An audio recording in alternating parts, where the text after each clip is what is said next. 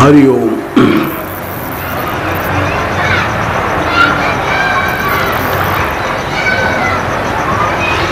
ये बताओ क्या सुनाना है और क्या सुनोगे भाई तू लोग?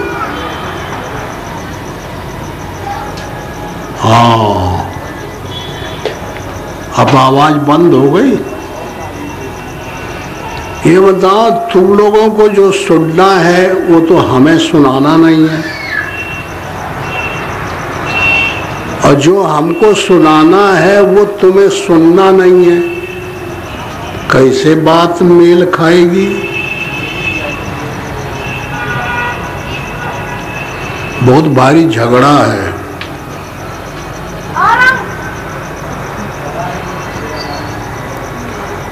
हर व्यक्ति के अंतःकरण में बड़ी भारी कल्पनाएं हैं। हर आदमी कुछ चाहता है और वहां जाता है लेने जहां वो चीज नहीं मिलती। झगड़ा इतना है, जहां मिलती है वहां वो जाना नहीं चाहता। तो बात बने तो बने, कैसे बने? सबका मूल कारण है परमात्मा। करीब करीब ये तो हर स्तर के आदमी जानते ही हैं।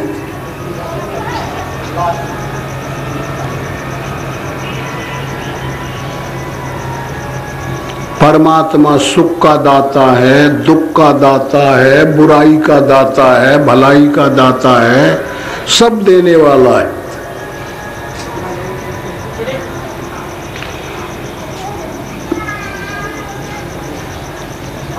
लेकिन ये बीतक क्रम बैठ नहीं पाता, ये एडजस्टिंग नहीं हो पाती। हर आदमी इस पर निर्णय नहीं ले पाता। किसी को धन की कल्पना है, किसी को मकान की कल्पना है, किसी को अन्य और वस्तुओं की कल्पना है, किसी को आसन की कल्पना है, किसी को बसन की कल्पना है। कल्पना ही कल्पनाओं में आदमी व्यस्त है। और यहाँ महात्मा लोग वेद शास्त्र पुराण आप्त पुरुषों की वाणियां ठीक उल्टा बताती हैं। कहती है कल्पना का त्याग करो, इच्छा का त्याग करो, अनपेक्ष हो जाओ, अनारंभ हो जाओ, अनिकेत हो जाओ। और जब तुम कल्पना का त्याग कर दोगे तो फिर तुम्हें परमात्मा मिलेगा। और जब परमात्मा सब चीजों को देने वाला मिल जाएगा तो कल्पनाओं का कोई त्याग नहीं करता। कैसे बात बैठे? ऐसे तो हम रोज कथा सुनेंगे। एक बहुत बड़े सेठ थे, एक मंदिर में हमेशा भागवत की कथा होती थी और रोज नित्य नियम से कथा सुनने जाते थे।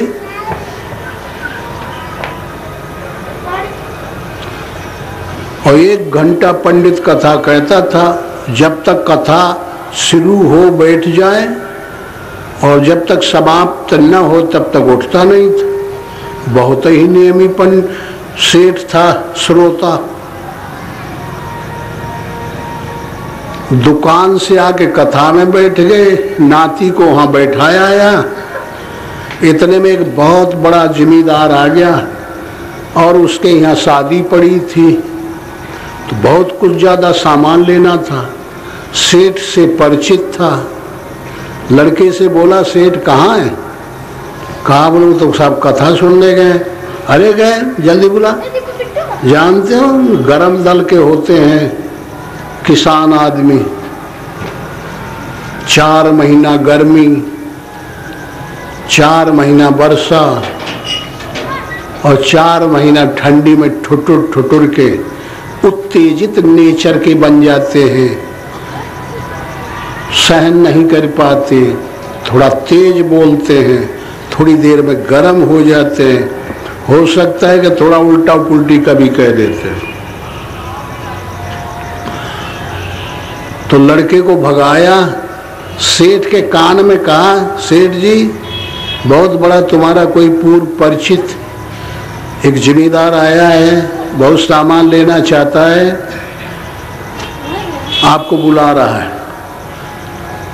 तो सेठ बड़े झगड़े में पड़ा कि भाई मेरा नियम तो ये है कि मैं पूरी कथा जब समाप्त होगी तभी उठूंगा, तुम जाओ दौड़ के उसको रोको, मैं आता हूं जल्दी। और 4 ठे गाली भी दिया पंडित को कि पता नहीं कहाँ का पुंगाड़ा आज ये बता रहा है, पहले रोज जल्दी बंद कर देता था लेकिन आज नहीं कर रहा है। लड़के को भगा दिया। फिर पहुंचा दुकान पर लड़का, वो भी गरम दल का था। जिम्मेदार बोला अरे लड़के लाया नहीं, सेठ नहीं आया कि साहब आ रहा है थोड़ी देर, कह भाग फिर ला जल्दी। लड़के को फिर भगा दिया। इतने में वो भागवती पौराणिक कथा समापन कर रहा था और कह रहा था, एक सूत्र बोला और उसका आशय सुनाना लगा वो कि भाई देखो भगवान कृष्ण गोपी और ब्रजवासियों से कहते हैं कि देखो मैं उसी के हृदय बनता हूँ, हृदय का वासी हो जाता हूँ जो मेरे में अपने चित्त या मन या अंतःकरण को लगा देता है। कैसे लगाता चाहिए, कैसे लगाना चाहिए कि जिधर मन जाए वहीं मेरा स्वरूप दिखाई पड़े। ये खंबा दिखाई पड़े तो खम्मा न दिखाई पड़े, कृष्ण बन जाए। पेड़ की तरफ हमारा चित्त या आंख और मन गया तो पेड़ में पियरी पहने पैर लटकाए डाल में कृष्ण बैठा है, बंसी बजा रहा है, वहां भी कृष्ण ही दिखाई पड़ना है। जहां जहां मन जाए वहां अपने इष्ट देव को धारण करता जाए, यही शुद्ध धारणा है। तो जो साधक इस प्रकार मेरे को हर वस्तु में, हर पदार्थ में, हर वस्तु के अंग प्रति अंगों में और सर्वत्र जो मेरे को देखता है, बस वो मेरे में लीन हो जाता है, मुझे वो प्राप्त कर लेता है।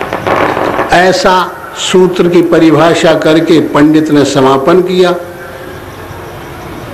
तो लड़का जो था वो खड़ा हो गया और गौर से इसको सुनने लगा।